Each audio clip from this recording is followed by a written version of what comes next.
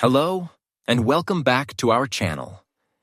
Imagine lying in bed burning with fever and your comforting doctor visits you.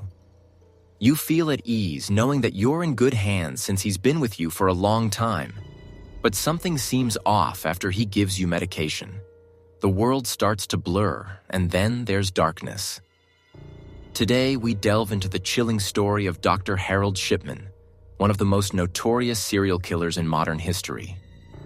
Yes, you heard that right. He was a doctor and not the ones which have a PhD. Shipman was a trusted family doctor of his patients, but he had a very dark secret that would shock the world.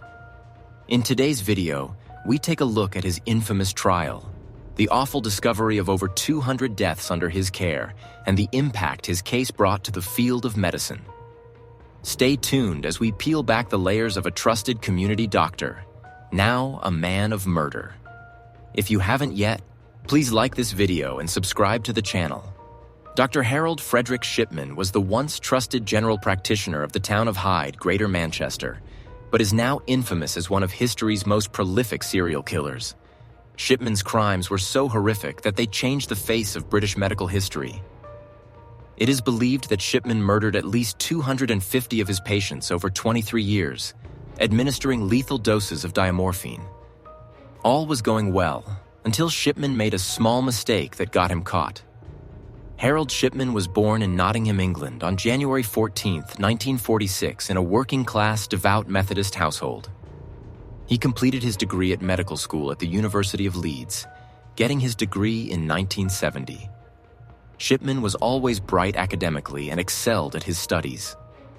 How does a promising young doctor turn into one of history's most notorious serial killers? Here's how. Shipman's career started out well. By 1974, he was a general practitioner in Todmorden, West Yorkshire, and a competent and caring doctor. But it's not like he didn't have any early red flags in his career. While in Todmorden, he was also found to be prescribing huge amounts of pethidine, a powerful painkiller, to patients without medical need. He was arrested in 1975, but it didn't come with repercussions, and he served just a brief stint in rehabilitation and then returned to practice. In 1977, Shipman joined a group practice in Hyde, Greater Manchester, and quickly became a much-loved and trusted figure in the community. Many elderly patients came to regard him as a friend because he was known for his attentive care, and especially attentive care to elderly patients.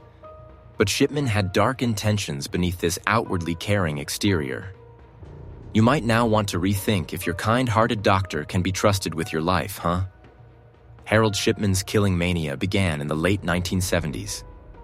Most of his victims were elderly women who lived alone. Shipman would visit them in their homes, administer lethal doses of diamorphine, a medical-grade heroin, and either watch them die or leave them to die. Shipman would then falsify medical records, writing that the deaths were from natural causes, or had been from old age or heart conditions. In Shipman's case, the method of murder was particularly sinister because he chose diamorphine. The drug, used widely in palliative care to help terminally ill patients pass, would help mask the signs of foul play and ease his victims' passing. Most of his victims were elderly, and therefore their deaths initially did not raise suspicion. He would also advise their families to opt for cremation, which would make it impossible to find any proof of his crimes. Even though an unusually high number of Shipman's patients were dying, suspicion on him started to get raised in the late 1990s. In March 1998, Dr. Linda Reynolds, a fellow doctor in the same town, noted that the number of cremations signed off by Shipman was disproportionately high. She wrote to the local coroner, who in turn contacted the police. However, this early investigation failed to find any incriminating evidence, and Shipman continued to practice without any restraint. But how did a respected doctor hide such a deadly secret? The truth is, he made a single mistake. So, here's how Dr. Death was caught.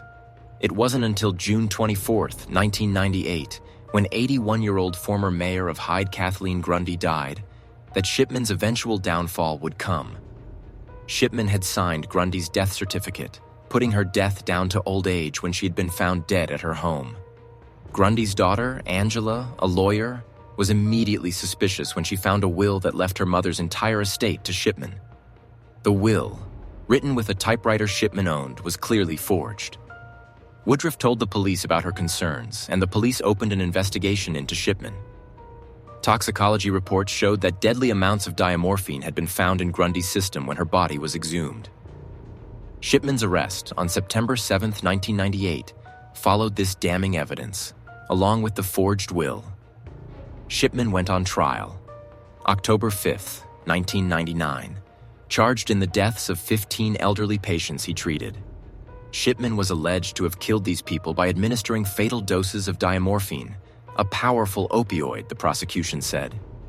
All the way through the trial, the prosecution provided convincing evidence, including witnesses from the families of the dead and the medical experts. Shipman's pattern of visiting patients in their homes, being the last to see them alive, and then signing the death certificates was also brought up, with the cause often listed as old age. The defense was unable to persuade the court to break the charges into different stages, and the jury was therefore instructed to consider the totality of the evidence.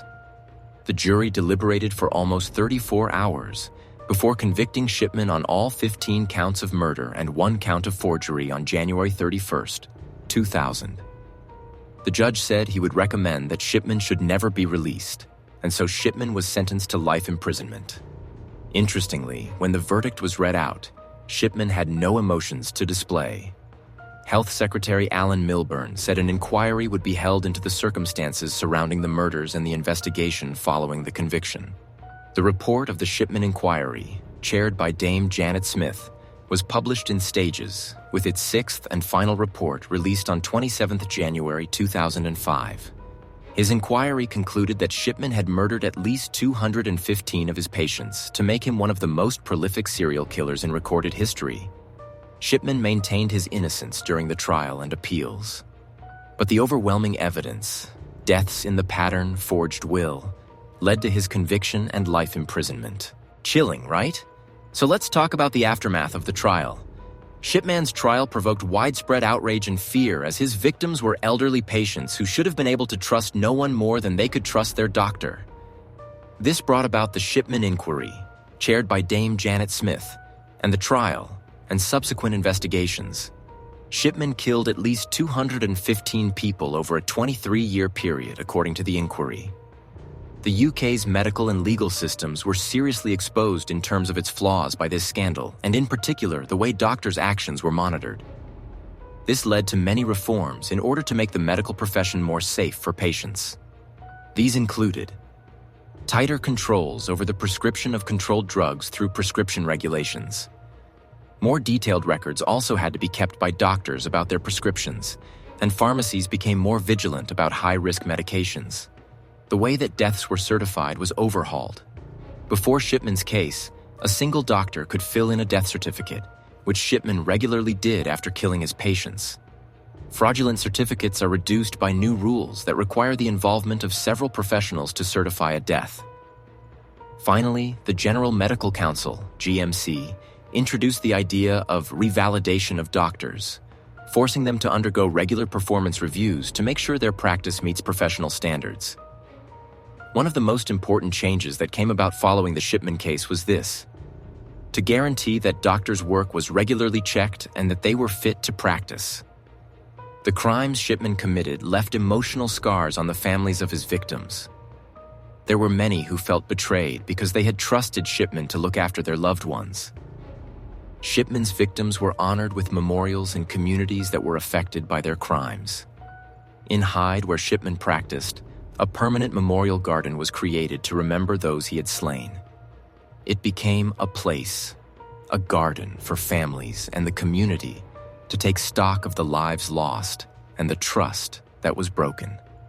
Many families were at first in disbelief. Dr. Shipman was a well-regarded figure in Hyde and had never been suspected of anything. And for years, no one had suspected that their loved ones had died from anything other than natural causes. He had developed close relationships with his patients and would go visit them in their house and provide care that many elderly patients felt comfortable with. Families were left reeling when they found out that Shipman used this position of trust to murder them. But for many people, There was pure anger toward Shipman as well as at the healthcare system that had let him continue. Families wondered how so many warning signs were missed because he continued killing for 2 decades without being detected. The Shipman inquiry, set up to investigate his crimes, showed that there were systemic failures, including a lack of monitoring of death certificates and a lack of regulation of controlled substances like diamorphine. Many families were angered, believing that had these systems been more stringent, then their loved one's death could have been prevented. Just when you thought justice was served, Shipman's shocking final act left everyone dumbstruck. Did he escape punishment, or was this his ultimate fate? Shipman was found dead in his cell at Wakefield Prison on January 13, 2004, the day before his 58th birthday. He had hanged himself with a bedsheet.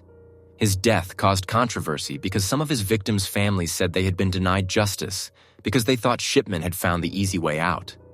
Others said they were relieved that they would no longer have to worry about him appealing or having his case reopened. I agree with the latter. What do you think? Let us know in the comments. And that's all for today. Thank you for making it to the end of the video. We hope you had a hauntingly good time knowing about Dr. Death. You sure as hell will rethink if you trust your doctor now. Subscribe to our channel and don't forget to share this video with others. Feel free to drop suggestions in the comments section about whom we should cover next.